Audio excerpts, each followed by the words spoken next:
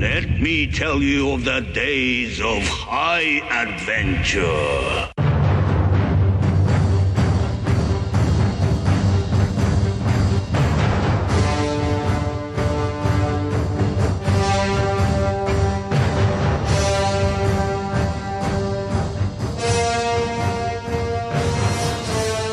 Hello, I'm Kevin. And I'm Eric. And this is 6 Degrees of Schwarzenegger, the podcast where we take a long, hard look at some of our favorite action movies from the era of Arnold. Schwarzenegger's the icon of the genre, and we're taking a deep dive into some of these 80s and 90s cult action movies and breaking them all the way down.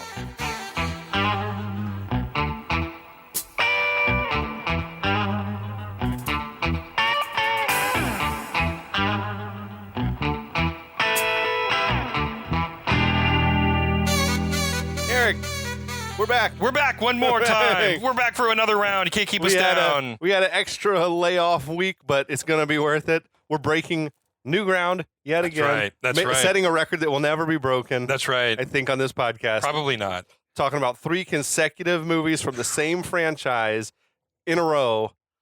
I don't know that we could do it again because I don't know what other ones we could string together like that. Yeah, I mean, because that's like the franchise legacies.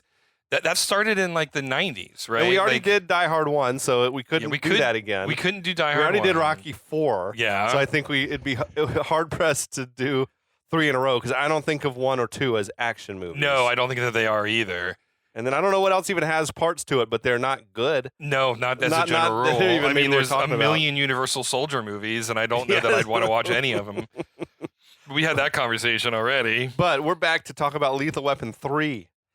We thought, you know what? Let's continue down the rabbit hole and watch these characters continue to evolve. I mean, like these 3 movies were shot almost back to back to back, so why not like just follow them in their path? And they actually, of the franchises, it's like the one that has probably like the greatest continuity of like from one movie to the next. Oh yeah, in terms of like even like bit characters coming back and reprising the role for one scene, and like characters actually like.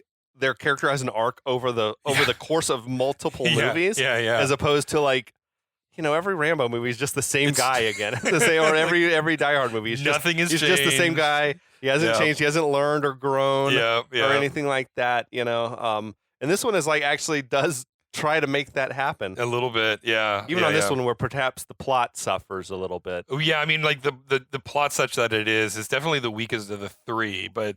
Yeah. There is just, we were talking about this off mic, but like, there's a lot more emphasis on character on this one, which is, I think, a little bit strange for an action movie. And I think it wouldn't work for any other franchise. But in Lethal Weapon, it does. It's all about the chemistry between the characters and like their relationship. So it sort of does work. Yeah, exactly. Somehow. Right. That's what we kept saying. Somehow, some way, even despite all the flaws, it still somehow works. Yeah. It's still like enjoyable. It's not on the level of the first 2. I mean, at the very least, it partially works because the movie does open and close with a building blowing up. That's your favorite thing. That fixes everything. It really just, it gets like right there, you got my foot, you got your foot in my door. So like I'm listening. But so you said that you had only the vaguest of recollections of this movie, right? Yeah, How was it when you went back? Yeah, well, when I rewatched it, all the neurons reconnected. Okay. Like 2 scenes in, all of a sudden I was remembering lines. I was remembering what was going to happen next. Okay. But it's definitely the one that I remember the least of the first 3. I remember just thinking it wasn't very good. And then when I watched, I was like, you know what? It's not very good, but it's not very bad. No, it's decent. It's almost like more subplot than it is main plot. And there's a few of the subplots that I think really connect. Yeah, as a percentage of the movie, I'd say the main plot maybe is 20% of the movie. Yeah, it's kind of crazy. Which is a little bit absurd, but that's just how they rolled with it. It's like almost like the first half of the movie is basically like just a loose assortment of scenes. Of seeds, I know. And then all of a sudden they like try to kick a plot into gear. Yeah, and it was almost like they couldn't figure out what the plot was. Which kind of makes sense knowing the backstory of the movie. Yeah, exactly. There's a lot of drama on the writing, but we may save that for later on because I feel like we need to get down into it a little bit. Let's dig in. So I'm going to go through. I mean, honestly, the names attached are mostly familiar. the same. Mm-hmm. It's once again it's Richard Donner. He did another director's commentary on my Blu-ray. It was about equally uninformative as the last one, like where literally the movie starts, right? The guys come rolling up to this like bomb scare scene, and Richard Donner's like, "What's happening?" he's like, "I don't remember any of this." And he's like, then he's like, "Oh, okay." Now, but I mean, he's like, he hadn't seen the movie since the premiere. Yeah. Is what I gathered from him. He puts it away and he's done with it. Well, I mean, Donner he's a working man's director, right? Yeah, I feel like he's old school Hollywood. Like I'm a director for hire. Yeah, exactly. I'm gonna bang out your movie and then I'm gonna move on to the next one. Yeah, he's like not an auteur or I wrote the screenplay like this is my baby. Right, exactly. Produced by Joel Silver once again. Story was by Jeffrey Boehm, who was a ghostwriter on the first one and wrote the second one. The screenplay was by, you see this? It was by Jeffrey Boehm and Mark Kamen. And there's a crazy Writers Guild backstory to why that credit is the way it is that we could talk about later on. Including a recall of movie posters and everything. Yeah. But I love seeing Robert Mark Kamen on there because he wrote Karate Kid. Oh, okay. He's like, and he was supposed to be the script doctor. I don't know. We'll save all that for the end. We'll walk all down that road. But as a result, the plot of this movie is like a lot looser. Than 1 and 2. The A story is like super flimsy. Yeah. I mean, they know who the bad guy is in Act 1. And they don't get around to doing anything about it really until the end. But yeah, it's like 70% subplots. And Carrie Fisher was like a ghost writer. Yeah, apparently she wrote all of Lorna's lines. Yeah, which is pretty great. She had that side hustle going. She's a hell of a good writer. Yeah, she's a great writer. Yeah, awesome. So Stuart Baird was out as editor, and it was some other dudes named Robert Brown and Battle Davis. Battle Davis. That's a good name. Yeah, that's a good name. Neither one of them had done much. New cinematographer as well, Jan de Bont, famously. He's on the brink of his move to being a top tier director. This was his last ever director of photography gig. Interesting. Yeah, and this one was it was different visually in that this movie's almost entirely daylight, and the first two movies were like the lion's share of I think the plot was happening at night and in the darkness and everything like that. And once again, music by Michael Kamen, Eric Clapton, and David Sanborn. Same squad, but they brought Sting and Elton John out as well to help, which is fucking crazy. Unbelievable that this movie is pulling these types of pop stars to the fore. I mean, I guess Eric Clapton calls and asks if you want to like team up for a Lethal Weapon movie, and they say, and you got to say yes. Yeah, I guess so. But we got Mel Gibson as Sergeant Martin Riggs once again. I feel like this was like meme era Mel Gibson, that one where he's got like the cigarette and the big mullet hair. Yeah. Where it's like, this is like your mom watching you unwrap your presents on Christmas morning. That mullet gets unhinged at points in this movie. We got Danny Glover. He's back as Sergeant Roger Murtaugh. Rene Russo is a new addition as Sergeant Lorna Cole, who is still super green as an actor. Really? She had been like a top tier model for like 15 years. And then had gone into acting. I think she was at 38 in this movie. Oh, wow. She looked great. Yeah. She had done the only big things to me she had done before this was Major League and Free Jack. Yeah. I appreciate that she was like age appropriate to be the love interest for Mel Gibson. Yeah. Apparently they also tried to like cast Winona Ryder as in this part. And I'm like, she would have been like 22. Yeah. Right? She would have been super young. That's super gross. Yeah, and my memory is that she turned it down because she was doing Dracula at the time. Yeah, where she was playing like a wayfish, like yeah. Anyway, that would have been a big misstep. So Rene Russo is great for this because she's like, you can buy her as a physical, ass kicking type of person for sure. Joe Pesci back as Leo Getz. The heavy in this movie was played by Stuart Wilson as Jack Travis. He's a big character actor. You've seen him in a million things. An Englishman. Yeah. Oh, I did not know that. I did not know. No, I did not know that. He was the bad guy in Mask of Zorro, and he was one of like the townspeople in Hot Fuzz, one of like the evil Illuminati type bad guys. I don't remember. I'd have to watch it again. I'd have to look at it again too and really look for him. And returning, we also had Tracy Wolf as Rhianne Murtaugh, Darlene Love as Trish Murtaugh, and Damon Hines as Nick Murtaugh, the Murtaugh family. And they gave a little more work to I don't know the actress's name it's not on my paper here, but the youngest daughter, Carrie. Yeah. She has actually a more than 3 lines in this one. Yeah, they let her open her mouth this time. But yeah, so with the formalities out of the way, I'll try to dig in because I found myself thinking this is a flimsy plot. But man, I'm taking a lot of notes. Yeah, because there's just a lot to talk about. There's a lot happening in the movie at any given moment. Yeah, a lot's going on. It's just not. The movie is not stressed about reaching the conclusion. It is just happy to just exist in this world. It's of very Riggs and Murtaugh. it's meandering. Yeah, so meandering. But it starts with a lengthy opening title sequence set to the song "It's Probably Me" by Sting. It was written and performed with Sting and Clapton, like Clapton on guitar. Like, amazing guitar work on the song. It's like a pretty good song. Yeah. I think some aunt of mine gave me this Sting album. Oh, so really? I'm kind of familiar with this song for some reason. Like, I feel like I've heard it 100 times, like more than I've seen the movie. But in the credits, we got this like fire spreading. Eventually, is revealed to be like the shape of the number 3. I mean, it was if you had the naked woman, this could have been an opening sequence to a James Bond movie. Yeah. I was thinking like it's fucking great stuff if you're a pyromaniac. Yeah, like, you're way into this shit. But part 2 dumped us right into the action, and this is the total opposite. Yeah, it's like you gotta wait for a minute for the movie to get rolling. But so the titles wrap up. Cut to Murtaugh and Riggs. They screech up to a scene where there's like a building bustling with police activity. Riggs comes up. He's like, Sergeant Riggs, homicide. And somebody's like, nobody's dead. And he's like, well, the night's young. It's like vintage Riggs. They ask what's going on. And this cop tells them that there's a bomb in a car parked in the garage, like below this office building. That guy playing the patrolman was like the movie stunt coordinator. Oh, cool. And also Mel Gibson's like regular stunt double.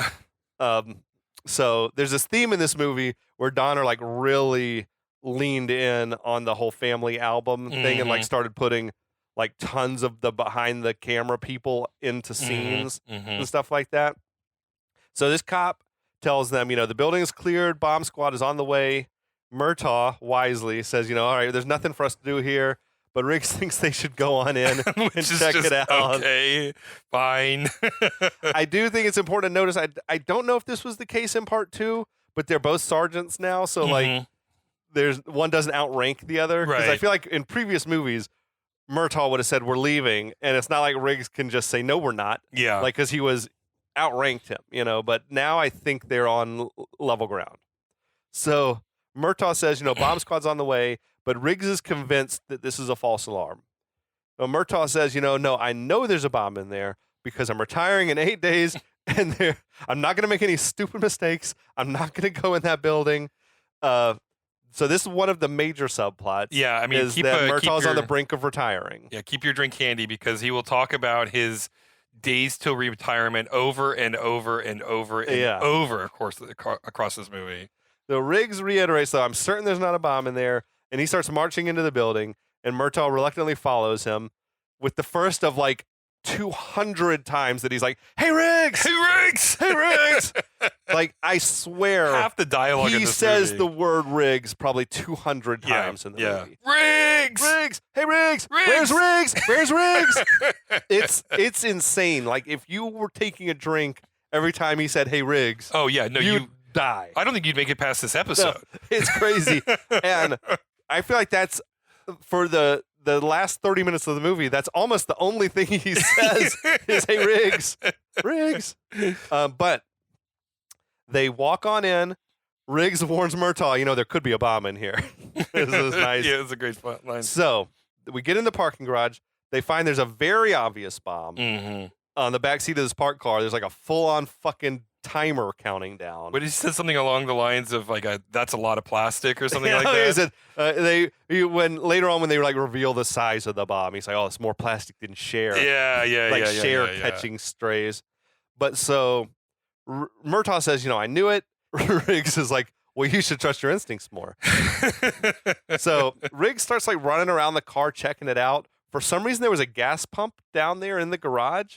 Like it was at a gas, like a little 2-pump gas station down in this garage. I could see that in a like a place where it's like a fleet of vehicles being kept. Like the police parking garage probably would have that. Right. I don't know what this building is that it has a gas pump down there. But it at least makes it make sense that there's this massive no smoking sign behind Murtaugh. It's like, okay, well, there is a gas pump there. Yeah. There's at least one appearance of a no smoking sign in this movie that makes no sense. Yes, I know. I know which one you're talking about. So Riggs, he goes to the car door and he's like gingerly lifting the door handle against the protestations of Murtaugh. And I love that Riggs like put a finger in his ear, like just in case this goes off. I don't want to hurt my ears. But so, he opens the door, pulls back this blanket, and that's when he's like, sees this mountain of C4. There's 10 minutes left on the timer. Riggs is like continuously fucking with Murtaugh. He's like, I can't hear you. Open the door. And then Murtaugh goes to open the door. He's like, no, not that one. And like, it's funny, but like literally anything could make this bomb go off. Oh, I know. I just, the absolute cavalierness that with which he's approaching this seems wild even for Riggs. I have some notes on it for like the conclusion, but Riggs is saying, this bomb is amateur hour. I think I could defuse it. Yeah. And it's like, why though? Yeah.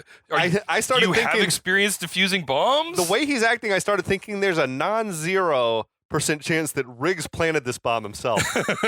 Like, because he seems to know exactly what he can get away with. I mean, he walks right to the bomb too. This is a whole building, and somehow he walks directly to the car in the garage that has the bomb in it. His behavior is that of a person who knows exactly what's safe. Yes. And what's not safe to do. Yes. But so suddenly there's a loud bang, and there's a cat that has jumped onto the roof of the car. Riggs turns his attention, though, back to the bomb. Murtaugh's telling him, please don't do anything. And he's like, there's plenty of time. There's 9 minutes left. We could drive the car out of here. We could hotwire it. And he's like, no, don't say hotwire around this stuff. And he's like, okay, well, it's your turn to drive, which I think is a good callback because that's like constantly they're bickering back and forth. So then Riggs whips out the little shitty pocket knife with the little shitty scissors. And he's like, we're going to have to do this the old-fashioned way. I probably went through like 500 of those knives. I had so many of them as a kid. Swiss Army knives. Yeah, the little, and even like off-brand ones. Yeah. And like the bigger the better, like the more ridiculous things. Like the corkscrew and the screwdrivers and the bottle openers and stuff. But so mine had toothpicks. Yeah, I had a toothpick and little tweezers. Yeah, mine had those as well. Yes. But so they start going back and forth. He's like, I should cut the red wire. And he's like, well, how do you know what wire to cut? And he's like, okay, all right, you're right. I'll cut the blue wire. He's like, no. He's like, look, we can do it whichever way you want, whatever. But Murtaugh's like, we got to wait for the bomb squad. So Riggs like, as soon as the bomb squad arrives, they're going to say, cut the blue wire. So that's what I'm going to do right now. And he puts his little scissors up to the blue wire, and Murtaugh stops him, and he's like, how can you be so sure? And he's like, oh, it's just a hunch. Yeah. So Riggs is like saying, you remember the bomb on your toilet? He's like, this is similar, but this is more simplified. And I'm thinking like, oh, you mean the bomb that there was no diffusing? Right. That they could slow the detonation mechanism briefly with liquid nitrogen. Yeah. Yes. So Riggs tells Murtaugh, trust me. He's like, no, I'm just going to cut the red wire. And he goes to start cutting it. And Murtaugh's like, no, stop. He's like, a minute ago you said blue. He's like, did I say blue? He's like, you said blue? He's like, well, I meant red. He's like, look, we can do it your way if you want to. And Murtaugh's like losing his shit.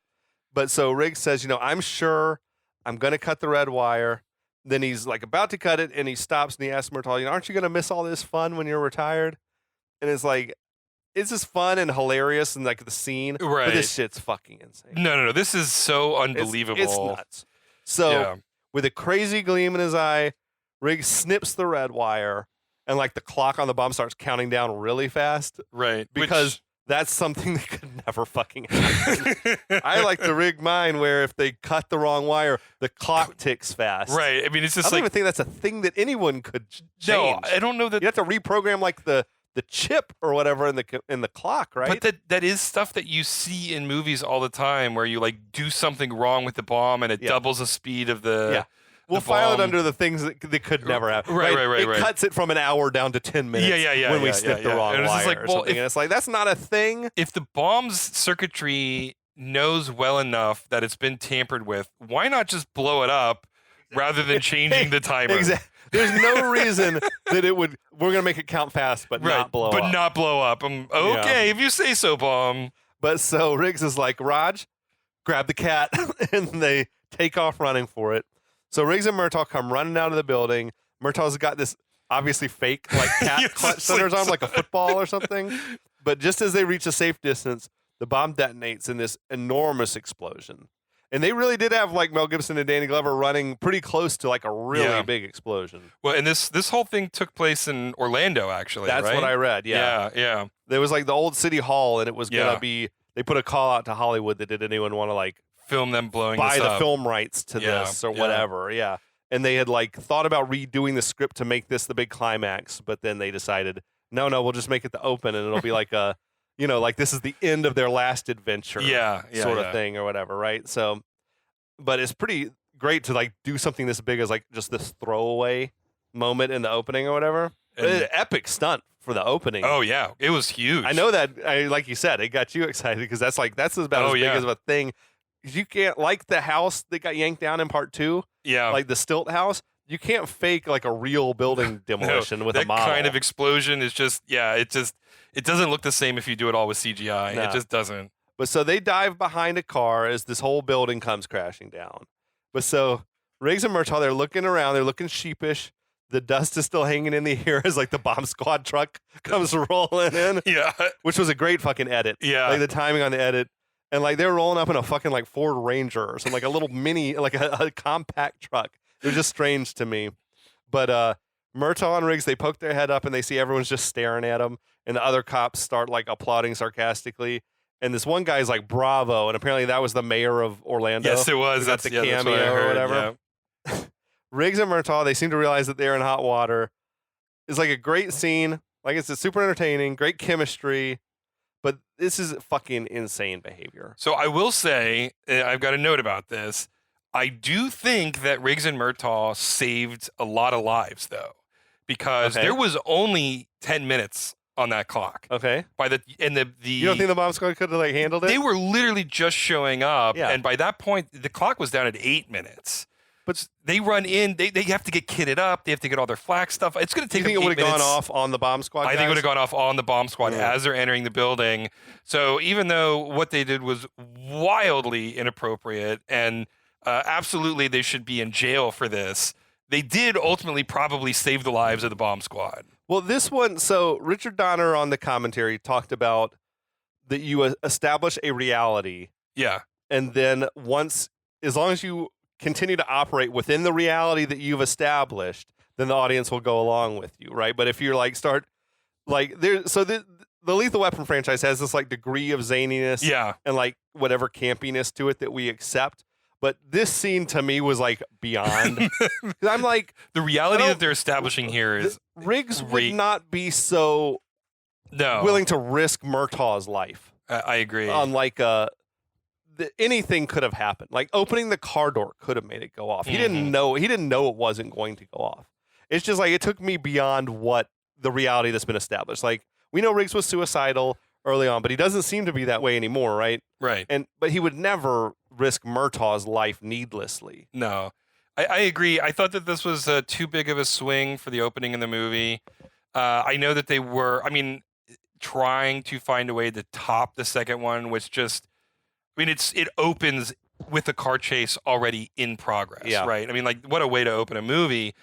And, I know that they're trying to, because, 2 was in 89 and this was in 92. Yeah. And so there was a brief gap between the movies. So they want to remind you that Riggs is the crazy one, Murtaugh's the neurotic one. And what better way to do that than interacting with the bomb? But the way they orchestrated the scene was just... You could have written this in such a way that they didn't have a choice, right? Yes. Like they were put into this position. And Riggs, they're both willing to take some crazy risk when it's like life or death. Right. But this was not life or death. No, it was not. This was just, I'm just risking your life because this is fun for me. Yeah, exactly. And I don't really care if we both die and your family is orphaned or whatever. Right, you know, exactly. It's kind of just nuts. Well, the family loses 2 members, me and Murtaugh, right? True. Because Riggs by this point is absolutely a part of the family. That's true. That's true. And if he wants to be risky with his own life like he always has been, right? But he would never risk Murtaugh's life because he loves Murtaugh like a brother at this point. I mean, I feel like if this were in the first 2 movies, they wouldn't have caused the situation. They would have been thrust into it. Yes. Riggs would have been like, I'm crazy, let me do this. Murtaugh, you leave. And Murtaugh's like, no, you're family. I'm staying because I love you, right? Yeah, or you can't do it by yourself. You need 2 sets of hands. Exactly. Or something. Or something. Like, which could have been the case here. Yeah. But instead they just chose to make it something that, to me, just feels a little off. So over the top that it did put the movie at a little bit of a deficit to me, because that moment, that beginning moment, is what basically sets the rest of the movie in motion. Yes. And so to have such a ridiculous premise start the movie kind of cast a pall over everything else that happens after this point. It just takes, but it sets the stage, I guess, for a movie that doesn't feel quite the same as the others. There's something a little different. And to me, it's probably like the lack of Shane Black being there to give you like a really tight narrative. Yeah, well, and it's I think less gritty too than the first 2 movies. Oh yeah, it's definitely a little brighter, a little even more like almost like family friendly comedy. Yeah, I agree. I mean, there's still plenty of curse words and stuff, but like in the violence there's still some violence, but it's not nearly as violent as the first 2 movies, at least in terms of body count. Yeah, and like the darkness that you felt in the first one, especially the darkness in the Riggs character. Oh yeah, for sure. It's like almost completely gone. Right. Which is what makes the scene even more out of place for the rest of the movie, because he's not suicidal and even the nearest, I mean, or like crazy nearly as much as he is in this one scene. He's just a scene. Three Stooges fan now. Yeah, he actually kind of just is. Yeah, exactly. They really lean in. None of the alcoholism, none of the like chain smoking. Yeah. None of any of that. Just leaning into the Stooges at this point. And a couple minutes ago, you said the phrase "over the top," and I let you get away with one, because usually whenever someone says "over the top" on this podcast, the other person's got to jump in and say like a truck. Okay. like a machine. I apologize. When I turn the hat around, it's like a switch. Switch on machine. Which is one of the first ones I listened to, actually. Go back and listen to Over the Top.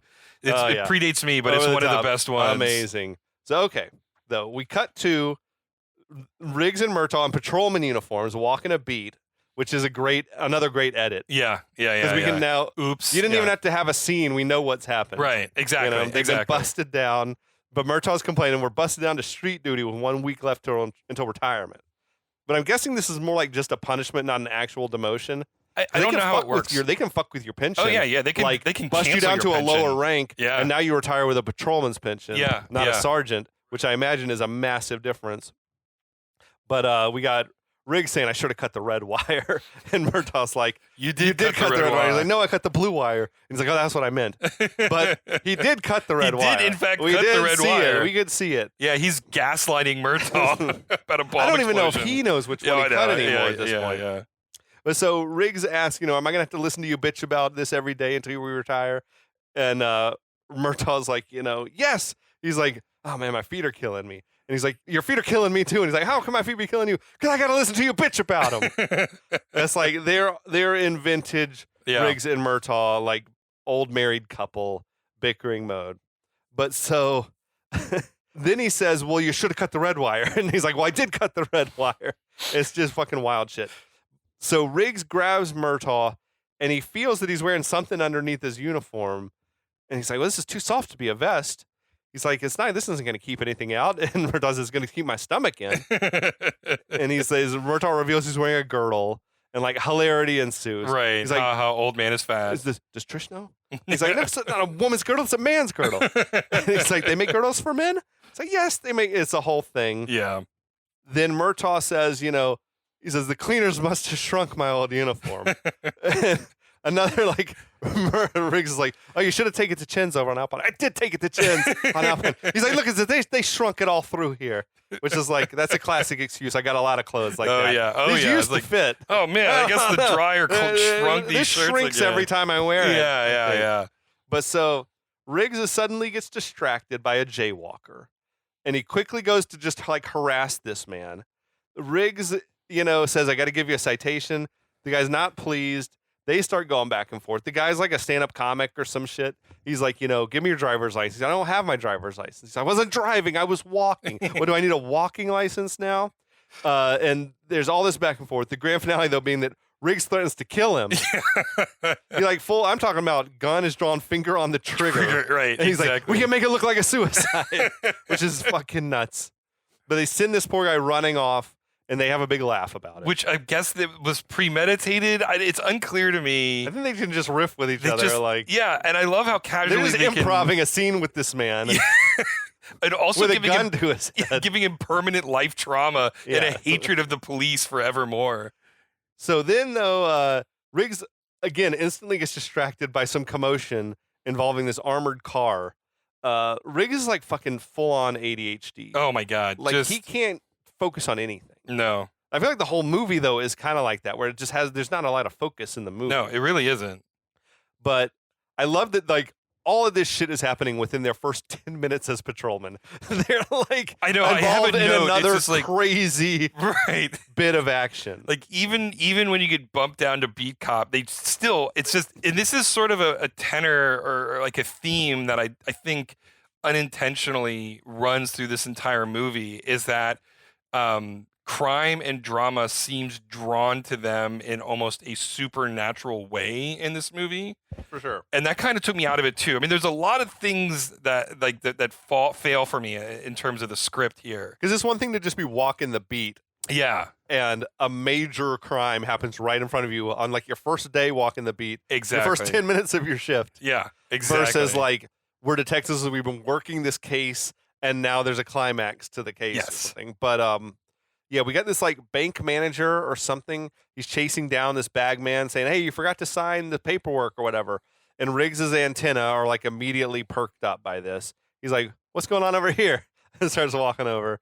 Strangely, that bank manager actor played a cop in part 2. He was one of the cops. Okay. And then he plays a cop again in part 4. And I like to imagine there was a world in which he retired, got a job working at the bank for a while, then was like, oh, fuck that, I'm going back to being a cop again. Like, it is literally the same man. I like the narrative. I agree. I think he should be the same guy, where he retires from being a cop because he was on the South African case. And like, I don't want to be anywhere near these two lunatics. He's got PTSD from the case. And so he goes to the bank. What is the most boring job I can do? Bank manager. And then what do you have happen? This is probably his first day. Right. This exactly. is his like first day. Exactly. 10 minutes in. And then he's like, you know what? Fuck it. I get paid more as a cop or something. And he goes back. I'll go back. Like, I'm just going to go back. But so he realizes, hey, you're not the normal guy. And then he's like, yeah, the normal guy's on vacation. He's like, well, then who's that? And like another truck identical is pulling up. Literally one of the worst executed bank robberies ever. Yeah, no, it's pretty bad. The bad guys are all kind of idiots. Yeah, in this really movie. dumb. There's enough stupidity to go around in this movie. But so, yeah, this other truck is pulled up. The imposter guys look real nervous. The one guy who's the very important character of Billy Phelps was like super familiar. He was in a lot of stuff. But the bank manager gets confused. So the imposter guy produces a gun, starts shooting, shoots the newly arrived armored truck guy, wounds him. The driver hops in the armored truck and the shooter gets in the back, and the truck starts to drive away. So Riggs is sprinting again. Of course. As he always does. Yeah. He chucks his nightstick, which like hits the shooter in his arm, and he drops the gun. Riggs jumps in the back of the truck and starts grappling with the shooter. They fall like into the truck and it goes speeding off, and you're just getting a steady diet of Murtaugh yelling, Riggs! Riggs! But now we've finally entered the first true action sequence of Lethal Weapon 3. Yeah. Which is, it's taken a while to get there for this one. I mean, don't get me wrong, explosions are great, but it's not an explosion in and of itself isn't an action sequence. So Murtaugh calls out for Riggs as the driver of the other armored truck is like this middle-aged black woman named Dolores tells Murtaugh to get in her truck. And this character is amazing. Oh my God. I can't believe she wasn't in the movie more. She like needs her own franchise. I mean, where she is still playing an armored truck driver. This is like her, like she'd get that spin-off franchise. Yeah, for sure. Dolores the armored truck driver. Yeah. And that's literally the name of the show. So Murtaugh radios for backup. He hops in the passenger seat. He tries to direct Dolores, but Dolores knows what she's doing, and she like just peels out of there. Riggs is like wrestling with this guy in the back of the armored car, and I don't know if like Riggs has lost a step or what, because usually he's like finishing dudes off in a heartbeat. Yeah, but he's like struggling with this guy. But maybe we chalk it up to like the fact they're in a moving car, getting tossed around. I don't know. He's getting older and he's getting settled and he's lost his killer edge a little bit, maybe. So Dolores says, the bad guys picked the wrong day to mess with the wrong lady. And she's like weaving through traffic, catching up with the other guy. She's like a ball of just manic energy. Oh, yeah. She rear ends that truck and she's talking shit. She's like, I'm right behind you, baby. And Dolores pulls up alongside the truck and starts slamming into it from the side. And these are like two just behemoth vehicles to be doing a chase scene with. I mean, this is a great chase sequence. I don't even know. I honestly was thinking, like, how do you film chase sequences like this? I mean, The Matrix Reloaded, they literally built a section of the I-10. Yeah. Right? To film this on. I mean, they didn't do that for Lethal Weapon 3. No, this was like you had to shut down some section of freeway or something. I don't know how you could afford to do that anymore. Yeah. So they're slamming into each other, all that shit. She runs the other car like into this car that's parked on the shoulder, just gets destroyed, which was wild. Up. Then Dolores is like asking Murtaugh, "Are you married?" And he's like, "Yeah, 24 years." He's like, "Yeah, but is it working?" And like that shit was wild. Yeah. So the hijacker, he manages to shove Riggs sort of halfway out the open door on the back of the truck, and Murtaugh tells Dolores to get up close behind that truck. Then with like one good shot, the bad guy knocks Riggs, sends him flying, and he lands on the hood of the other truck, which was a fucking nuts stunt. Yeah, that was to do. But those are always great stunts. I mean, we've seen a variation of that stunt in so many movies, and it is always awesome. Old school stunt work is awesome, man. So now Riggs tells Dolores, "Get me back up close to that truck again." And she pulls up right behind it, and Riggs throws himself off that truck onto the other one, which I have to think there was a safety wire or something, because that was even more dangerous, because if you didn't catch, you're underneath the wheel. The truck. Yeah. It's like there's nothing you can do about it. But so he punches the bad guy, who needlessly drops a set of keys. Sure, why not? That's a completely unnecessary detail. Yeah. But Riggs grabs him, flings him out the truck, down onto the asphalt, which those falls out of cars like onto the road always give me that like response where I just like get my butthole puckers up. Yeah, that's like concrete and asphalt being embedded into your dermis forever. Yeah, there's no way that doesn't hurt like hell. So Riggs he picks up the keys. He starts to climb around on like the outside of the truck, which I thought was strange because I would have assumed there's a connection on the inside. I am not an expert on armored vehicles, but I think that there would be. There would be like a hatch, right? Yeah, there'd be a hatch. Has to be. Right. Because you get in that shootout, they got like the little gun turrets and stuff in the back. Like, right. I just think that has to be a thing that a person could do. Yeah. Maybe Riggs is like, I'm gonna surprise him. He'll never expect me coming around the outside. But so this is all happening. Dolores starts like singing some gospel music, and she's like a pretty good singer. The driver though of the heist truck, he's looking around very nervous as Dolores pulls around on the other side of the truck, starts bumping him. Riggs then reaches the driver's side door and uses the keys that the guy had dropped to unlock the door. Why? Like, was it that vital to add this extra challenge? Yeah, it wasn't even that much of a challenge, because it wasn't like he was struggling to get it in. He just puts it right in and unlocks it. Like, why? Yeah. I don't know why you would add that detail. Like, no one's gonna think twice if the door's unlocked. Right, and it was just sort of like...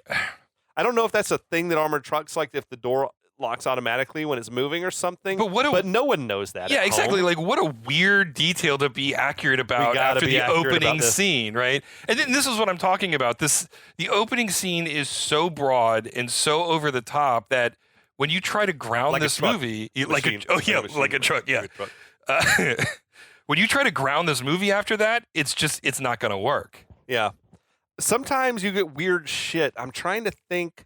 Remember we did Cliffhanger, right? And the harness broke. Yeah. And they had to do that special disclaimer that, like, from the harness people, that this could never happen in real life.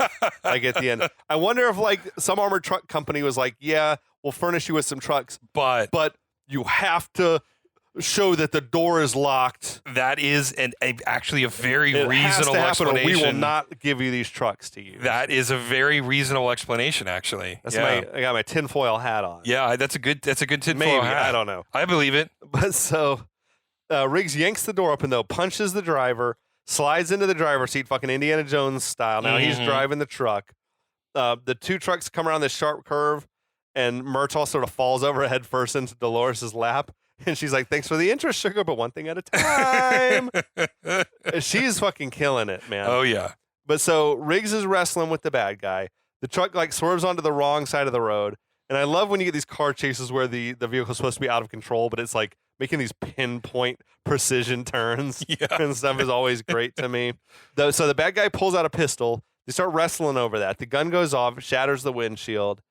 Riggs knocks the gun out of the guy's hand, punches dude in the face, knocks him down into the floorboard, which this is a roomy ass truck because this dude is fully curled up in the floorboard of this truck. It's just nuts to me. Just because you're transferring money doesn't mean you can't be comfortable while doing massive leg room. Yeah. So meanwhile, though, Dolores has her hand like high up on the inner thigh of Murtaugh, and Murtaugh's telling her, keep his hands off my thigh and keep it on the wheel. Like, I think she like touched his cock. Oh yeah, without a doubt. She got there. It was that high. She got there. So Riggs, he buckles up a seatbelt, and as the guy's like popping up off the floorboard, Riggs slams on the brakes, and the guy like flies out through the shattered windshield, lands on the hood of the truck. It was like a worthy follow-up to the awesome car chase in 2, right? Yeah. And giving us like some wild stunt work and weird like things going through windshields. Yeah. Well, I mean, the windshield I thought was a little bit insane because isn't tempered glass like that, like bulletproof glass? You could just push as many holes into it as possible. I don't know. He had the armor-piercing bullets. Oh, see, Kevin's coming with the steel manning. He's steel manning everything. Maybe it's different. I don't know. Yeah, and then like because of that, he was able to just fly through the windshield. Because I was like thinking he would just smash into the windshield. Would be bulletproof glass. I would think like a normal. Anyway, whatever. It doesn't matter. But so Murtaugh drops his first. Oh, I'm getting too old for this shit. That's right. And Dolores says, "Not for me or not, sugar." Dolores was amazing. So okay. Riggs handcuffs the unconscious guy onto the grill of the truck. Dolores pulls up in the other truck. Murtaugh hops out. Riggs is like, oh, we're going to have to book this guy for not wearing a seatbelt. And Dolores runs around. She's like praising Riggs, and then Murtaugh starts praising her for her dynamite driving. And she says, Dynamite, I'll show you dynamite, and just grabs him and kisses him on the lips. And then she's like, woo, sugar, and comes like just wiggling her way back onto the truck. She was like in the zone. Like I'm glad we have not seen the last of her. Oh, was she here? We'll see her again. Yeah. Yeah. So Riggs asks Murtaugh, "What have you been up to while I was working?" And they get into it again. And he's like, "What are you talking about? We were chasing you." And he's like, "I don't know. I saw you kiss her. Like she kissed me." And he's like, "No, it looked mutual to me." But so Murtaugh tells Riggs, "Oh, go spit." Yeah, which is another a callback for all the other movies. Yeah. Riggs is trying to light a cigarette, and Murtaugh slaps it out of his mouth. So now the bad guy starts to wake up again, and Riggs just punches him in the face. Because because that's legal. This movie came out like 2 weeks after the Rodney King riots. Oh wow! And like they really are playing fast and loose with police brutality in this one. Yeah. Especially in this one. Jeez Louise! But they got away with it. I mean, like the movie was still beloved or whatever when it came out. But now, sometime later, we're at the Murtaugh house. Carrie, the youngest daughter, she comes breezing through with a small dog for some reason. I guess I don't know what the fuck is with this dog. I don't know where Burbank the cat is. I think that's like... Maybe Burbank passed away. Yeah. I thought it would have been a nice touch if Murtaugh had the cat from the open, like... the living with them? Sure. The bomb cat had come to live with them or whatever. But so they update this little like chalkboard that they have down to 6 days until retirement. Riggs walks in with the basket of laundry. And like, is he just making Trish do his laundry? I mean, he does provide the detergent. He says, I bought you a new box of detergent. Okay. So Riggs goes and kisses Carrie on the cheek, kisses Trish on the cheek, then walks by and kisses Murtaugh on the cheek, which was a fun moment. Yeah. Then Riggs heads to the fridge, and Trish tells him, you got to keep everything clean because we got some potential buyers coming to look at the house today. Fucking another subplot. Yep. The house is for sale. I don't know why, though. Well, I mean, he's going to retire. That doesn't mean you just automatically sell the house. We got to move. But it does seem like that his retirement is tied to moving. Yeah, which is bizarre. But he's got like 2 kids who are like still in school. Right. It just all felt, and this is like the middle of a school year. Yeah, I know. It's so strange. It felt strange. But on cue, real estate agent Leo Getz shows up in his like red Cadillac convertible. Oh it's my fucking God. Joe Pesci. He hit the curb. which is like another thing that happens in every movie is someone runs their car up on the curb. Oh, really? Okay, nice. Yeah. Okay. Well, his hair is dyed completely white. Yeah, got a totally different look. The suit is insane. I feel like the idea is that he's just gone 100% California guy. Yeah. He's got like the earring. He's got a lot of jewelry on. I think they said it was all Joe Pesci's idea. But apparently, I guess he was not originally even supposed to be in the movie. No, they wrote him in after the fact. The character was supposed to have left to go back to New York. Or something and they were going to like even mention that, but then like not address it beyond that. So I think they just rewrote everything and shoehorned him in to scenes. So it wouldn't surprise me if originally the house being for sale was not. Yeah, it strikes me that was a subplot used just to justify Leo still being in their life. In their life. Yeah, I'm with that. But so he's got this young couple with him, and he's gesturing like, "Look how great the neighborhood is," and it is like this suburban paradise. Yeah. Like the sprinklers are going, and there's dog walkers everywhere. You know. So back inside, Riggs answers the ringing telephone, and it's Rianne on the phone. She's trying to reach her dad. He gives him the phone, and she's like, "I wanted you to come visit me on my first day at my new job." Conveniently, they don't tell us what the job is. Nope. But so now Leo enters the house with the young couple. The Murtaughs and Riggs, they're hiding in the kitchen. The woman is like admiring, like, "Oh, I love this window in the living room." And Leo's like, "Oh, yeah, this is all remodeled after a drug dealer drove his car through the wall." Mr. Joshua. Lethal Weapon 1, thank you. Yeah. So this disclosure, though, makes the eavesdropping Murtaugh like really mad. The couple thinks Leo's joking. He's like, "No, that's the truth." He's like, "I got to tell you. It's called disclosure." I mean, interestingly, that's not the car was driven through the wall by Riggs and Murtaugh because Mr. Joshua was in the living room. True. So they got it wrong. But the car driving through is accurate. Yes, that's 100%. I never thought about that before. Yeah. He's either got the wrong story from them or whatever. Yeah. But so we're in the kitchen where Riggs is trying to light a cigarette like over the stove, but Murtaugh stops him. He's like, "You're going to stink up the house." At first, I thought. For sure, I thought he was snorting a line because he's like hunched over the counter. I mean, it would explain the behavior at the beginning of the movie. True. So Riggs is like, "I'm edgy. I need something to help calm down." And Murtaugh hands him this box of dog biscuits. I guess that's why there had to be a dog there. Yeah. To explain why would you have dog biscuits. I mean, and it's easy enough to just see a character holding a dog and then boom, you're done. Absolutely. These are like Chekhov's dog biscuits. Yeah. Oh, yeah. This is not the last we see of these dog biscuits. So meanwhile, the man is asking Leo, is there any other disclosures? This dude had like the prototype Cosby sweater on, which was wild. Yeah. And like the woman was like clutching her pearls, which was funny. But Leo's like, now that you mention it, the master bathroom was redone due to some unexpected bomb damage.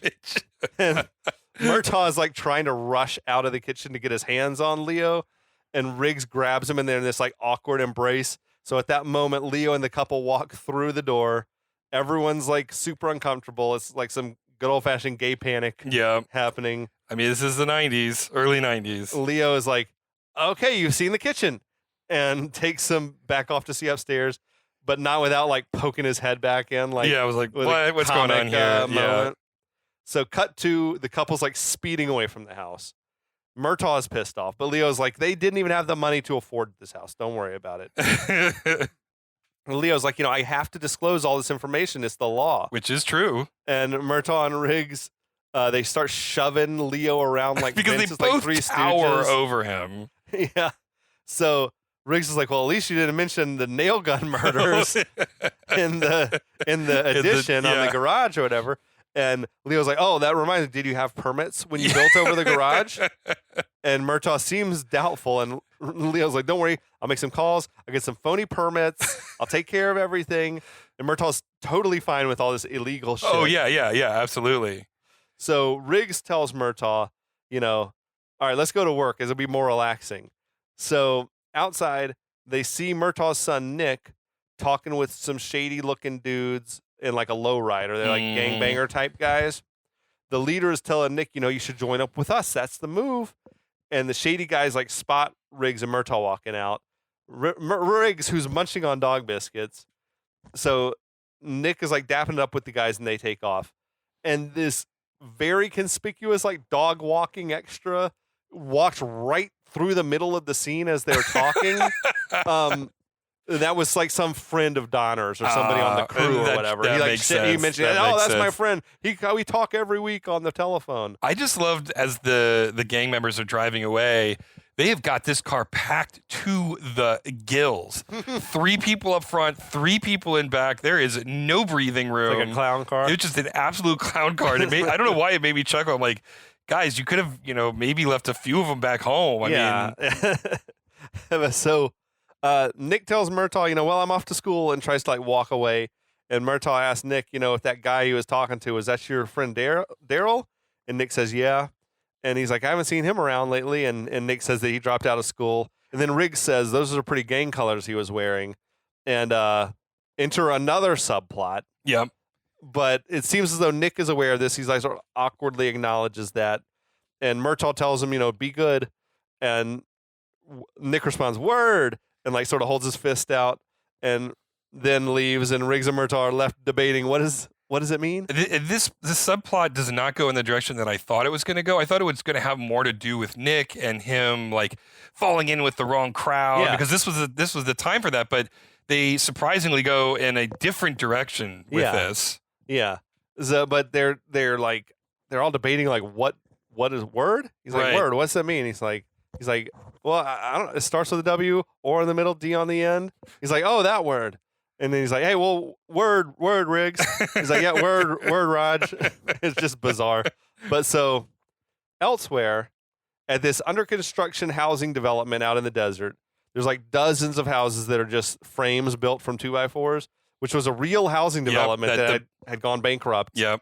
And like Warner Brothers, it was set to be just like razed to the ground, and Warner Brothers bought it and burned it down. That's cool. So this Mercedes pulls up. Black dude named Tyrone is inside. He's here to meet Jack Travis, who's running this construction project. So Travis starts to show Tyrone around a little bit. He's got like an extensive collection of henchmen. Yes. Oh, yeah. He is rolling deep on the henchmen. Sven-Ole Thorsen was like front and center, who's already been a henchman in part 1 of this franchise. But Tyrone teases him, you're wasting all your money. You got all your money sunk out here in the desert. And then Travis says, I'm going to make a fortune because no one wants to live next to people like you anymore. And it's just like casual racism that Tyrone just has to grin and bear it. But so then Travis pulls a worker by the name of Smitty aside. It's the guy who got away from the truck heist. Yeah. And Travis starts asking him about the failed heist. And Smitty is like, it was a good plan. It worked, which is a wild thing to say. I mean, demonstrably false. Which is what Travis said. He's like, it didn't work. You got nailed the first time out. So Travis is like, no one who works for me goes into business for himself. He says, it could draw a lot of attention from the police. It could wreck all my plans. Travis says, well, there's nothing we can do about the guy who got caught. This guy, Billy Phelps. He's like walking them into this area where workers are pouring concrete. And Travis says, I want to start over. He signals for this like well-dressed goon who clubs Smitty over the head, and they shove him down into this wet concrete. The goon hierarchy in the movie confuses me because it's hard to know. Usually you've got like a main henchman, right? You got your Mr. Joshua or your Peter from the second one. This one is just like, I don't know who's number 2. There's like 3 different guys who seem like they're the number 2. I feel like the guy with the sunglasses and the beard who shows up in a little bit is number like 2. He's sort of like the top muscle, but then you got that well-dressed man. Yeah, exactly. And I don't know what his role is. No, it's unclear. I agree. The goon hierarchy needed some work on this one. I feel like there's probably a lot of like infighting amongst the goons. I in this bet one it's as well. I think that's probably why they're doing like these heists. They're all jockeying for position. And I think it was a mistake for Travis to like do a flat hierarchy for his goon squad. Like this, we've learned that flat hierarchies don't work. It doesn't work.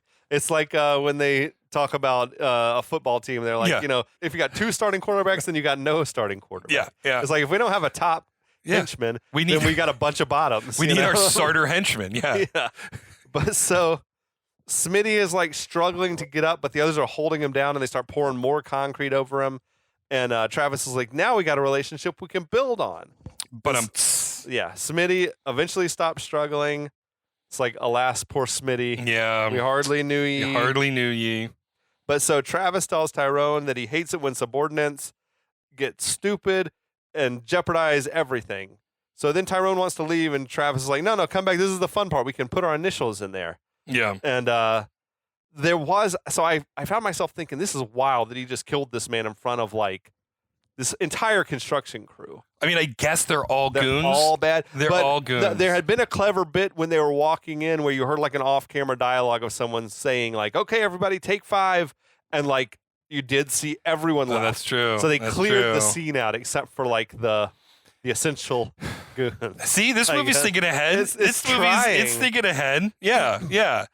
But we've at least introduced our bad guy. We have no clue what the scheme is. No, and we're not going to find out for a while. Right, still. exactly. Because like we've established that bank heist had nothing to do with the main villain. In fact, it was done against the main villain's wishes. It was just like another loose action scene. Right. That we're just having a series. It's a collection of scenes right now. Whereas in like Lethal Weapon 2, that opening car chase was central to the plot of the movie, right? And like Lethal Weapon 1 is one of the tightest plots I've ever seen in an action movie. But it's still a good place to leave it for this week. It is a good spot. It is a good spot. We've established a lot of threads that will sort of start to come together as we go along here. Yes. All that being said, it's a pretty enjoyable watch. It's like you're gonna be entertained. Yeah, I think so. You know, I mean, at this point when I was watching it, I mean, I was having a good time. Yeah, it's still Lethal Weapon. It's still Riggs and Murtaugh. Yeah, doing their thing. They still got the magic. Right, exactly. So I mean, that's good. Yeah, but we'll be back next week with a little more. We'll start to dig in, start to tighten this thing up a little bit. As always, thank you for listening. Absolutely. Check us out on social media. Social media, 6DOS Podcast. Yeah, we're on Facebook, Instagram. Yeah. Check us out wherever you get your podcast. YouTube. Well, if you're listening to this, then you found us. You've found us already, which is great. But tell your friends and tell them how to get there. Tell your friends. Get off their asses. Yeah, Jesus. It's time. What do they have? What's going on that's more important right now than listening to this podcast? I am telling you the answer is nothing. Okay. All right. Well, thanks. And until then, we'll be back.